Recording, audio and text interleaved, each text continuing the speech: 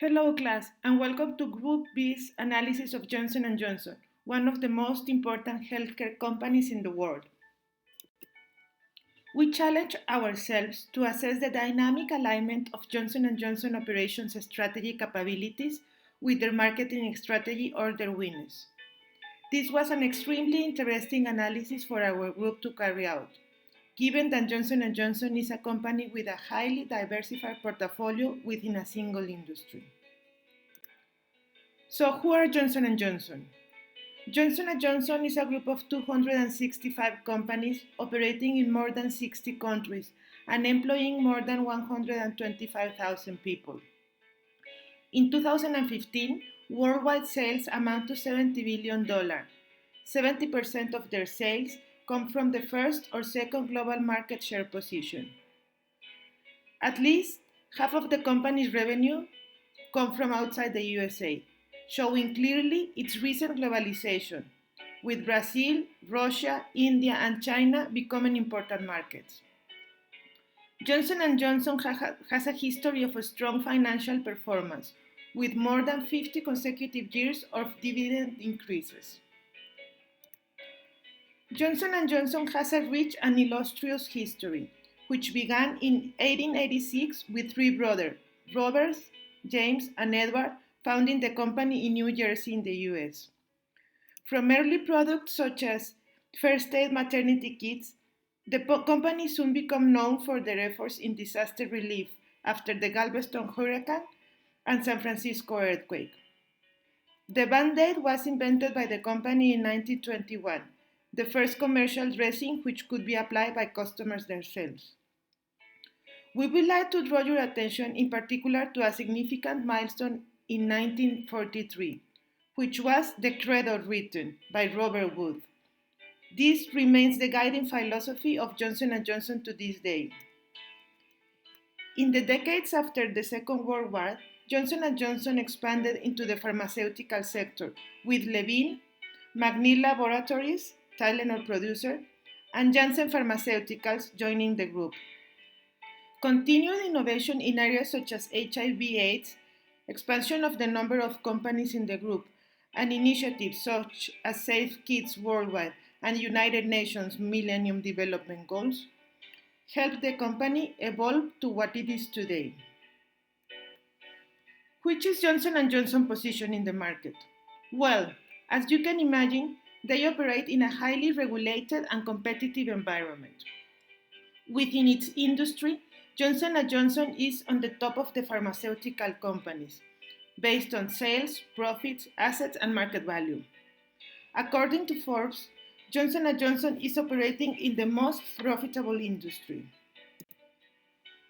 So, how is Johnson & Johnson structured? They are made of three core segments: consumer healthcare, medical device, and pharmaceuticals. Consumer healthcare includes products used in the baby, skin, oral, and wound care, as well as nutritional and over-the-counter pharmaceutical products. The medical devices business segment produces products in the fields of orthopedics, neurological disease, vision care, diabetes care, infection prevention, cardiovascular disease, and aesthetics. Pharmaceuticals are dedicated to unmet medical needs, including oncology, immunology, neuroscience, infectious disease, cardiovascular, and metabolic diseases. In this graph, we can see how revenue is split between the three segments, with pharma outpacing medical devices for the first time in 2014. Now that we know about the company's history and how it is structured, let us examine how Johnson & Johnson aligned to the marketing strategy. To do this, we will first look at their corporate objectives and competitive capabilities. Johnson & Johnson is broadly based in human healthcare. Their focus is on managing for the long term. They operate under a decentralized management approach, and they do all this while maintaining an alignment to their values. Group B then match their corporate objectives with their competitive capabilities and identify the link shown here. We believe that the first principle is represented by the diversified healthcare portfolio. Secondly, in order to manage the company for the long term, Johnson & Johnson has innovation as one of their key characteristics. Moreover, they had strategic divestments and new acquisitions throughout their history. The third principle of the centralized management approach is clearly covered by their organizational structure, which comprises three autonomous segments. Finally, and as we will explain this further later in the presentation, their values are strongly represented in their company culture through its philosophy, their credo. It is crucial to understand the order winners and order qualifiers for Johnson & Johnson. In order to be considered as a potential supplier in the highly regulated, life-saving healthcare and medical business segments, quality, through reliability and conformance, service level, and price effectiveness must be present. Our group saw Johnson & Johnson order winners as follows. Firstly, ultimately, the purchaser or the doctor is responsible for choosing the best treatment for the patient. The primary consideration of the doctor is the product efficacy. The purchaser is also considering the price versus the benefits. When you put the two together, it is superior product quality performance that makes Johnson & Johnson win an order. Image and trust is paramount. One thing which unites all Johnson & Johnson products is its brand quality. Given the expanse of Johnson & Johnson product portfolio and workforces, their global presence, and the highly regulated environment in which they operate, perfection is aspirational, high quality is attainable. Research among commercial customers shows there is a strong loyalty to their product brands, and that strong loyalty is vital for Johnson & Johnson to continue to be able to meet their credo responsibilities. Innovation is essential. They believe that creating new healthcare solutions never stops. By continuously innovating, Johnson & Johnson is able to provide customers with products and services for unmet needs, gain exclusivity in the market, and create customer dependability on their products and services. Diverse product range creates feasibility. Via quality supply service and range of products, they offer a flexible value proposition to their customer. This diversification also reduces the company's dependence upon any other area. Additionally, with a presence in a wide number of healthcare segments, they can choose to expand those that offer the greatest growth prospects, rather than being limited to just one or two areas of expertise. These key order winners and qualifiers are not necessarily the same in all segments. As we show here in these graphs, the importance of the order qualifiers differs in each of the segments. For example, we consider that order qualifier price is more important in consumer healthcare segment than in the pharmaceuticals.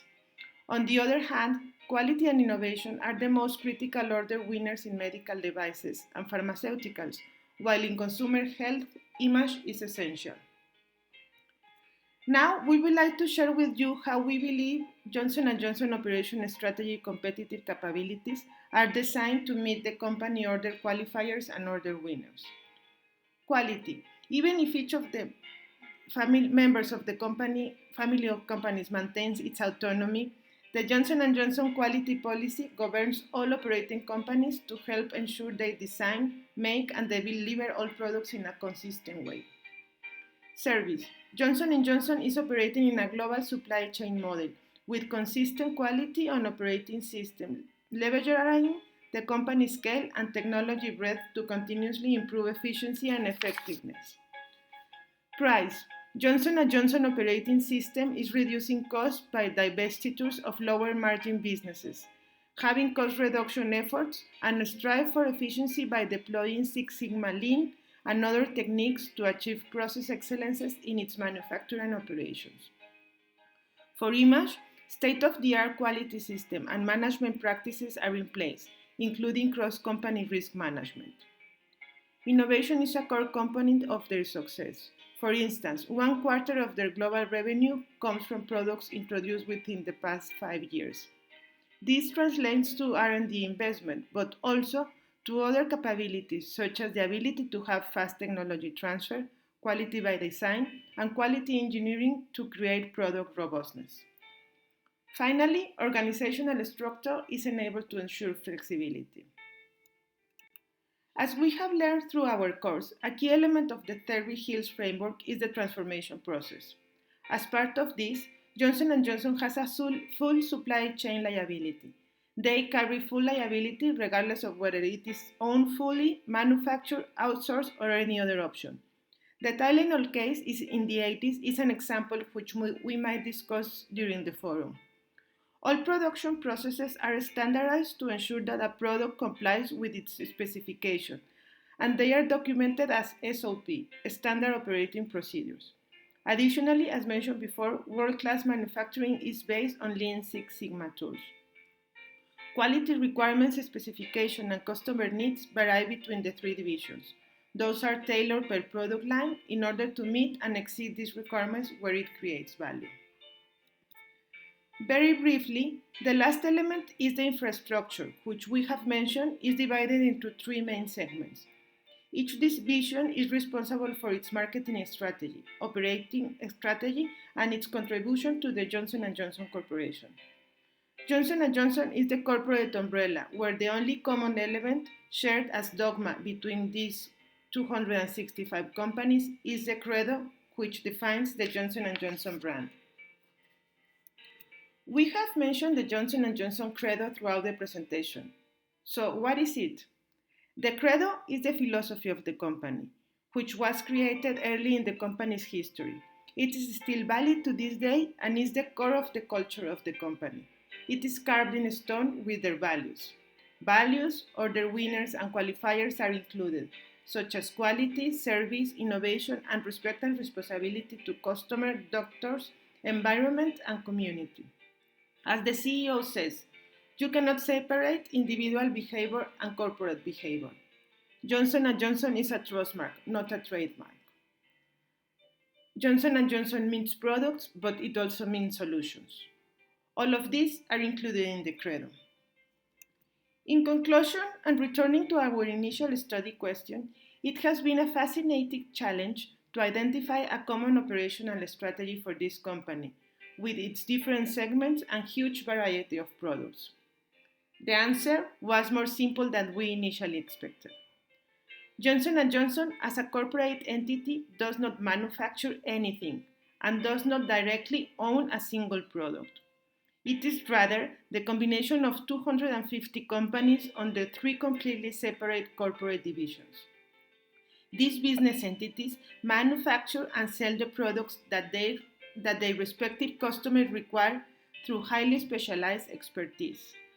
The only and most important bond between them is the Johnson & Johnson credo, which defines the brand. It has been respected by providing the best products with the highest quality and the fairest price for over 100 years. Dear class, thank you for your attention. We will be glad to read your comments and questions. Additionally, in our team effort of Johnson & Johnson analysis, we prepare a mini case analysis which will be shared with you during the forum. Talk to you soon.